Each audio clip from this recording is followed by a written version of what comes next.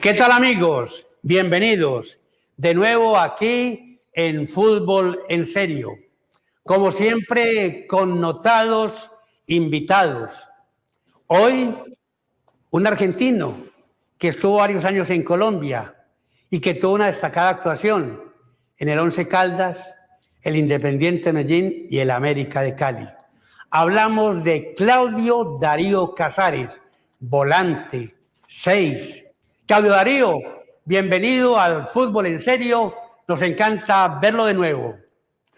Buenas tardes, muchísimas gracias. Un placer siempre hablar con ustedes y sobre todo que me dejan comunicarme con la gente de Colombia, que la verdad que siempre estamos con buenos recuerdos, muy agradecidos, nos han tratado muy bien y llegar a poder hablar con ustedes y ustedes mismos me den la posibilidad de que la gente me escuche, es importante para mí.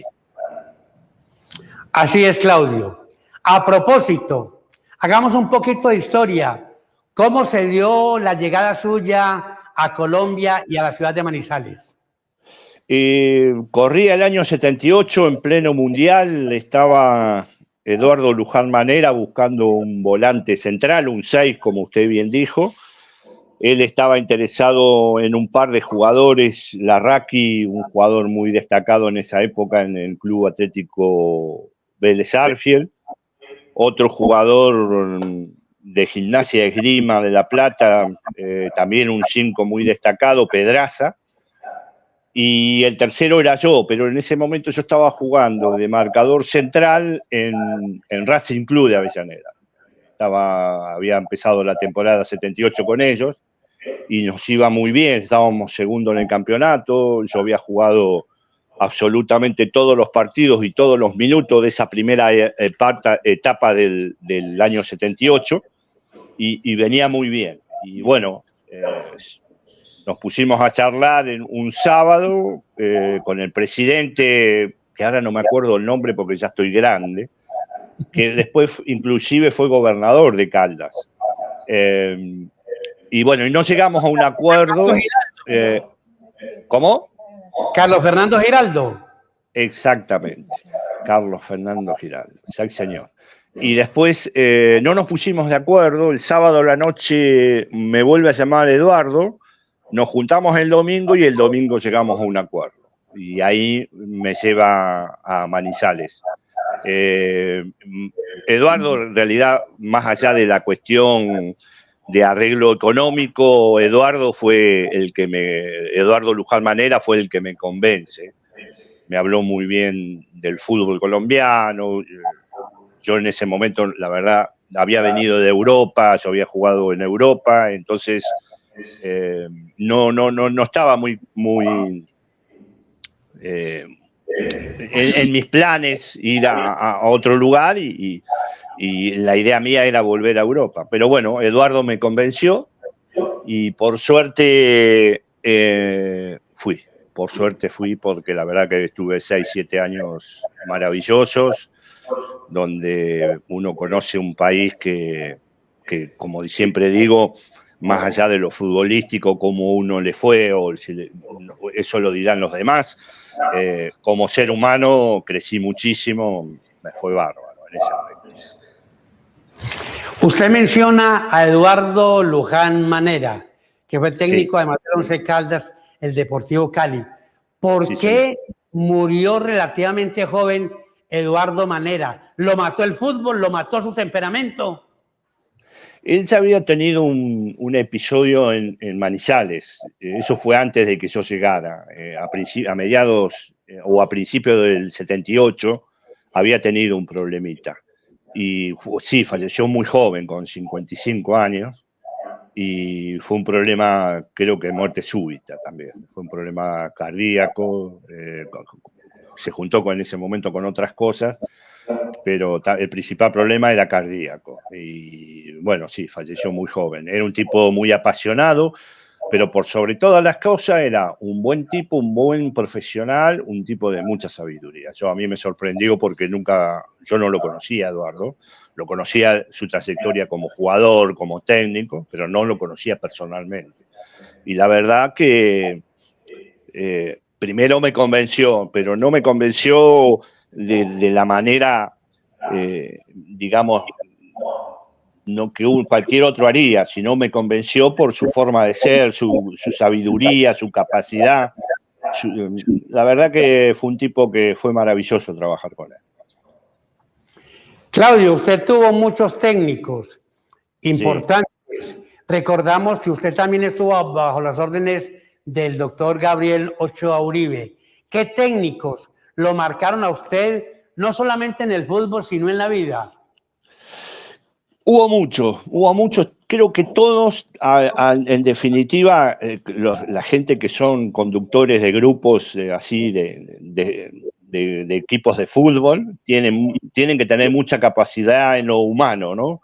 Y yo creo que eso empieza cuando yo hice las divisiones inferiores en Boca Juniors. Ahí me encontré con, por ejemplo, Ernesto Grillo, creo que todos los deben recordar, era un gran jugador que jugó, uno de los pocos que en los años 50 jugó en el exterior, en Italia, con una trayectoria muy buena.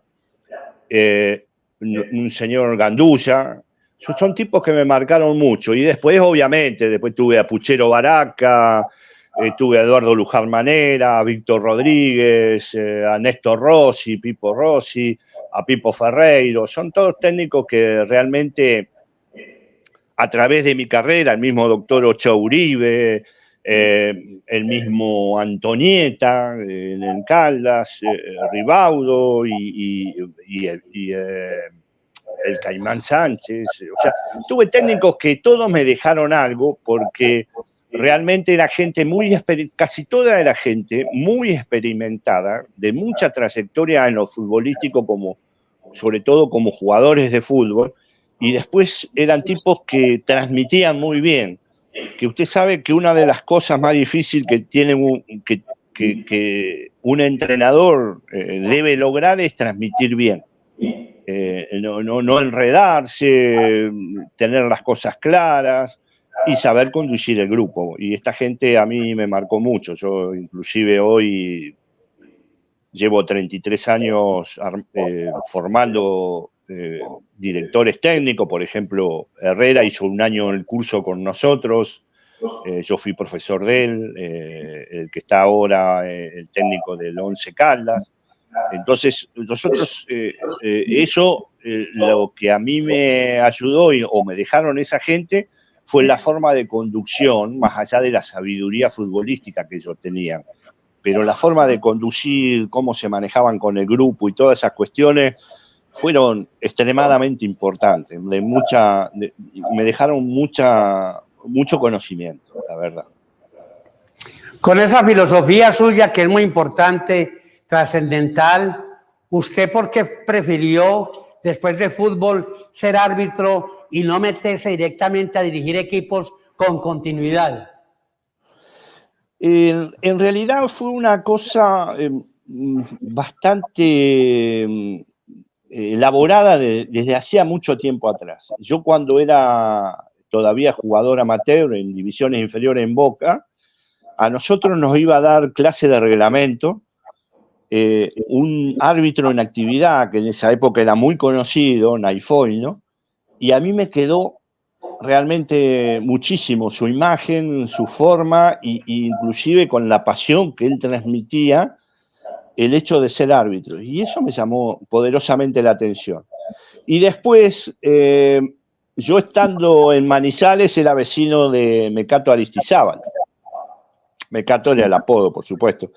Y charlábamos mucho. Nosotros con Ever también vivíamos en el mismo barrio, éramos vecinos. Yo con Ever Ríos, el arquero que era en ese momento, íbamos y venía de entrenamiento juntos. Y de vez en cuando nos encontrábamos con él y nos poníamos a charlar. Y esas charlas eran en el medio de una vereda, en la calle, por 2 o 3 horas. Y hablábamos de arbitraje, de fútbol y todas esas cosas me fueron quedando. Cuando llegué, estaba acá en la Argentina, ya grande, tenía 36, 37 años, me encuentro con un árbitro argentino, Ángel Norberto Cuereza.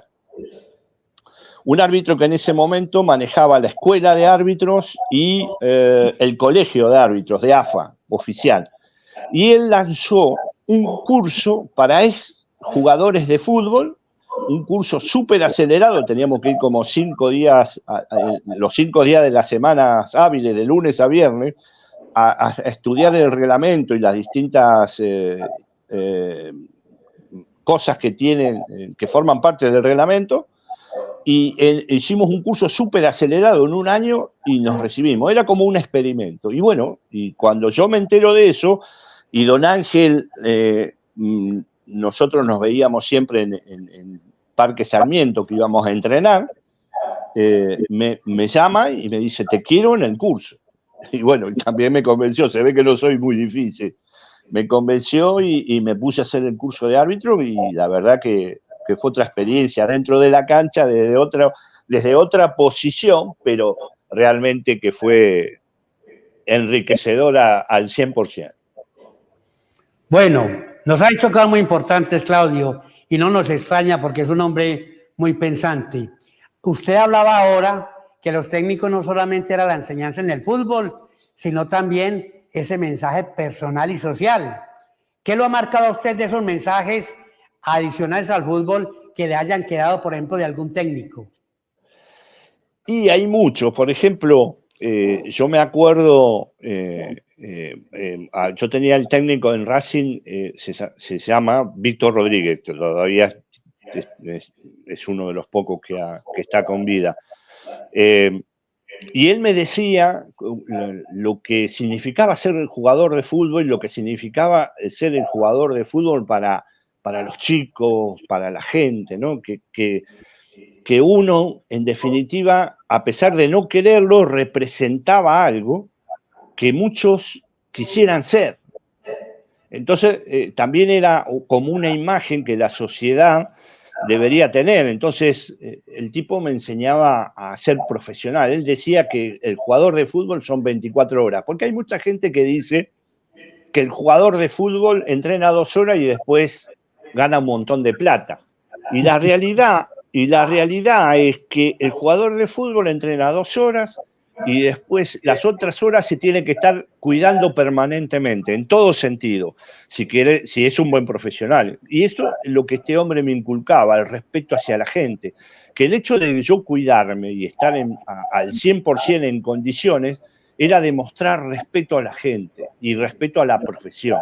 Entonces, son tipos que lo armaban a uno de que todo lo que uno debería encarar, lo debe encarar con mucha responsabilidad y siempre, dado la profesión que nosotros tenemos, que estamos muy expuestos, deberíamos ser un ejemplo para la sociedad, para los chicos, sobre todo para los chicos. Entonces, esas son cosas que a uno le queda. Después, qué sé yo, a nosotros, Ernesto Grillo, yo me acuerdo, fuimos una gira por Italia durante un mes, y el tipo nos hablaba permanentemente, que él había jugado muchos años en Italia, nos hablaba permanentemente del amor que hay que tener para encarar esta profesión.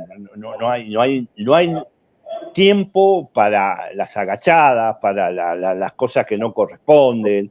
Y el tipo, son tipos que tienen mucha sabiduría y la verdad que son tantas las cosas que sería interminable esto. Claudio, pasemos a ese tema que usted también lo mencionó ahora tangencialmente, pero quiero profundizar un poquito. Hablaba de la época suya de formación en Boca. Se ha progresado mucho en esto de la instrucción a los niños, a los jóvenes, desde antes hasta ahora. ¿Cómo la ha visto? Mire, yo creo que se han tomado cosas donde se ha progresado mucho en lo técnico, en lo táctico, en muchos aspectos, en la mejora del jugador de fútbol como jugador de fútbol en sí. Pero en otros aspectos, en los aspectos del ser humano, yo creo que se están descuidando un poco y creo que tendrían que tener más incidencias. Yo sé que hoy es una etapa difícil porque hoy lograr que un chico a uno le crea o lo obedezca es muy complicado. Yo creo que el jugador de fútbol ha entrado en una frivolidad tan grande que distorsiona un poco lo que es la profesión, ¿no?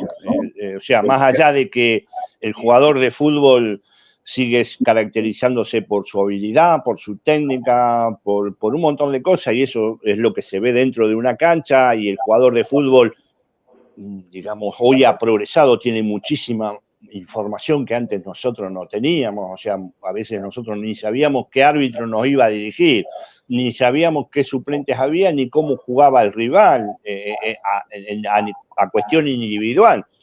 Pero entonces hay otros aspectos que por ahí veo que hoy los chicos se tatúan, como todos se cortan el pelo igual, hay mucho show dentro de lo que es el fútbol, y a veces ese show es tan exagerado que distorsiona un poco.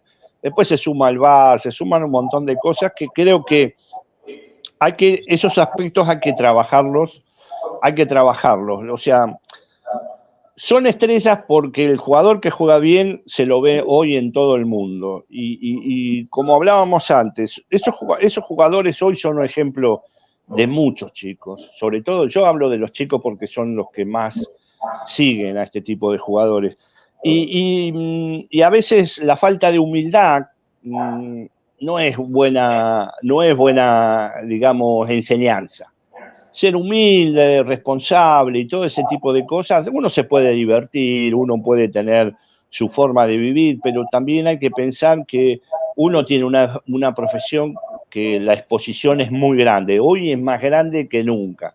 Antes a nosotros el entrenamiento no nos iba a ver ni mi abuela, hoy en el entrenamiento hay fotógrafos, cámaras, filman el entrenamiento, se sabe absolutamente todo del jugador, entonces el jugador, obviamente, en esa exposición creo que debería ser un poquito más discreto. Claudio, vamos con esta pausa y ya estoy en un segundo de nuevo con usted y los televidentes. ¿Te apasiona el mundo del fitness y la preparación física? Entonces no esperes más e inscríbete en el programa técnico laboral como auxiliar en acondicionamiento físico y entrenamiento deportivo en la Escuela de Tecnologías de Antioquia. Desarrolla habilidades prácticas para trabajar en servicios de recreación, integración, acondicionamiento físico y deporte, abriendo las puertas a una carrera emocionante y repleta de oportunidades. Da el paso hacia un futuro prometedor en el mundo del entrenamiento físico. Reserva tu cupo ahora mismo en el número WhatsApp 315-219-6441. Visita nuestro sitio web en etdea.edu.co. No dejes pasar esta oportunidad, inscripciones abiertas. Obtenga la licencia en salud ocupacional. Estudie tecnología en gestión de seguridad y salud en el trabajo en la Escuela de Tecnologías de Antioquia. Metodología a distancia, modalidad virtual. Más información en www.etdea.edu.co. WhatsApp 315-219-6441. Inscripciones abiertas. Estudie tecnología en gestión contable y tributaria en la Escuela de Tecnologías de Antioquia y prepárese para asesorar a los contribuyentes en aspectos contables y tributarios, auditar el cumplimiento de las obligaciones fiscales y empresariales y elaborar declaraciones de cualquier tipo de impuesto. Metodología a distancia, modalidad virtual. Más información en www.etdea.edu.co. Teléfonos 315-219-6441. Inscripciones abiertas. Estamos en Fútbol en Serio hoy con Claudio Darío Casares, directamente desde Argentina. Claudio, ha tocado usted temas bien interesantes y yo agregaría lo siguiente: esos mares de dinero se están volviendo exagerados y eso también afecta mucho, sobre todo a los más jóvenes, ¿no cree usted? Bueno, de pronto a nosotros, en nuestra época, obviamente, el dinero era mucho menor, las cosas también valían mucho menos, pero costaba mucho, digamos, tener una buena recaudación mientras uno estaba en actividad, como para después estar salvado, como decimos nosotros, para toda la vida. Hoy en el fútbol hay mucho dinero. Enhorabuena que el jugador gane mucho dinero, porque si en el fútbol hay mucho dinero, creo que el protagonista tiene, como es el jugador de fútbol, tiene que ganar muy buen dinero. Yo no estoy en desacuerdo con eso. La verdad que a veces hay gente que se enoja, pero yo creo que hay que tener en cuenta varias cosas. Un jugador de fútbol puede tener, pongámosle, 15 años como profesional. Los primeros 2 o 3 años no gana mucho dinero, porque es un recién iniciado, salvo que sea un fenómeno.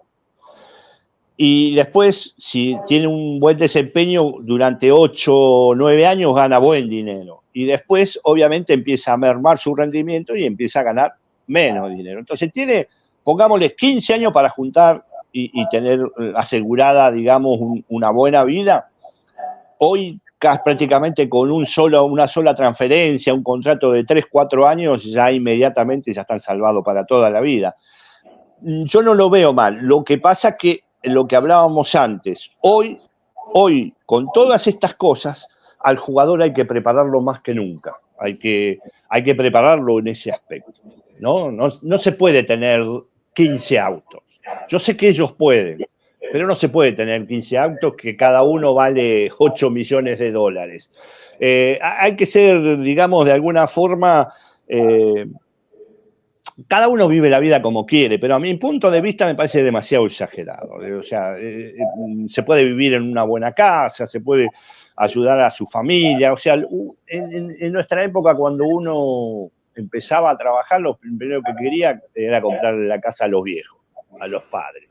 Y todo así, ¿vio? Entonces, yo creo que uno hacía un esfuerzo bastante grande para llegar a ser profesional. Hoy, en esa marea de tanto dinero, yo no estoy en desacuerdo que el jugador lo gane, pero creo que yo creo que es una de las causas por el cual el jugador ha perdido su discreción. Y yo creo que hay que trabajar en eso. Cuando cuando recién arrancan, hay que empezar a trabajar, hay que hacerle, digamos, para que manejen esas cosas con un poco más de mesura, diría yo. No puedo dejar de pasar esta pregunta para usted, que también tiene su experiencia como árbitro, y es el hecho de la presencia, la aparición del VAR. Y se lo digo de antemano, yo no soy partidario del VAR, porque yo creo es en lo natural, en lo espontáneo. Prefiero una equivocación del árbitro. Y le pregunto a usted con lo del VAR, porque veo que es que el VAR le está quitando poder al árbitro, y creo que técnicamente el VAR también se puede manipular. Usted como juez, ¿qué criterio tiene sobre el particular de este nuevo aparato? Coincidimos en algo, que el VAR no es una buena herramienta. El VAR va a estropear el fútbol. El VAR va a estropear el fútbol. Ya lo está estropeando, porque no se puede festejar un gol, porque sacan un fuera de juego por una uña, por una rótula, por la nariz, no sé, por cualquier cosita mínima, cuando no debería existir esos pequeños detalles. El VAR desnaturaliza el fútbol, lo desnaturaliza de una manera que lo va a estropear. No estoy para nada de acuerdo, y estoy de acuerdo con usted con la manipulación. Hoy es más fácil manipular resultados y manipular campeonatos y manipular descenso y manipular absolutamente en el fútbol. Y otra de las cosas que está haciendo mucho daño al fútbol son las apuestas. El tema de las apuestas está muy metido en el fútbol, y en el fútbol no puede haber apuestas, porque las apuestas en el fútbol no debería existir, porque el fútbol tiene esa cosa de que se ha convivido durante más de 100 años con el error del árbitro, y existe porque a alguien se le ocurrió, a alguien que seguramente nunca jugó al fútbol. Nunca jugó al fútbol y pensó, porque se usa en el rugby, porque se usa en el básquet, porque se usa en el fútbol americano, y todo eso va a servir para el fútbol. Para el fútbol no sirve. No sirve para nada. Para mí es algo que va a estropear el fútbol. Sí, no tengo ninguna duda de eso. Coincido con usted, no hay derecho a que las apuestas patrocinen el fútbol. Y la otra inquietud es, hay empresarios serios, pero también sobran empresarios que simplemente son negociantes y tramposos, y están afectando no solamente el fútbol, sino a padres de familia y a niños que gastan millones de pesos con esa gente tan poco seria y que está apoderándose también de cierta parte del fútbol. Mire, don Eduardo, yo le voy a decir algo muy clarito. El fútbol, los empresarios existen porque hay trampa. Antes, cuando los presidentes de los clubes se juntaban para hacer una transferencia de un jugador, quiero comprar a Claudio Casares. Bueno, Claudio Casares, dice el de Racing, vale 10 pesos. Bueno, pero vamos a poner el de otro equipo que me compró, que fue, qué sé yo, Racing, o digo Atlanta, o Boca, el que sea, me dice, bueno, pero vamos a poner 20. 10 entran en el club, 5 para vos y 5 para mí. Como empezaron a descubrir esa corrupción en el fútbol, muchos presidentes se tuvieron que ir, muchos presidentes estuvieron en peligro de ir presos, que inventaron al empresario, el intermediario. Entonces, yo en vez de comprarle, usted que es el presidente del Independiente Medellín y yo que soy el presidente de Boca, quiero comprar un jugador. ¿A quién lo llamo? ¿Al presidente del Independiente Medellín, que es don Eduardo? No, llamo al intermediario, al empresario. El empresario va y habla con usted, arreglamos un precio, arreglamos la coima, y ¿cómo figura esa coima? Honorarios del empresario. ¿Me entiende? Entonces, toda una trampa. En el fútbol eso es toda una trampa. Toda una trampa para sacarle dinero al fútbol y que los dirigentes, los empresarios se hagan millonarios con la plata que no le corresponde, con la plata que tendría que ir a los clubes, con la plata que tendría que ser del aficionado, con la plata que tendría que ser del jugador, del técnico, del formador, del quien sea. Se la llevan todo ellos. Hoy los grandes ganadores del fútbol son los dirigentes y los empresarios, los intermediarios y ni hablar de los representantes, que es otro de los males. Claudio, excelente remate.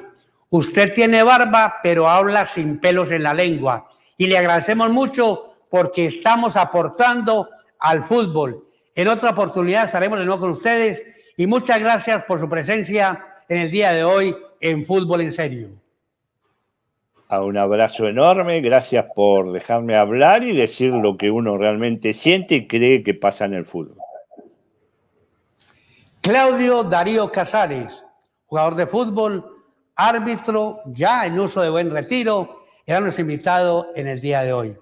Dios mediante, en otra oportunidad estaremos con ustedes aquí en Eduvisión TV, a través de nuestros canales de YouTube, de Facebook y de Instagram.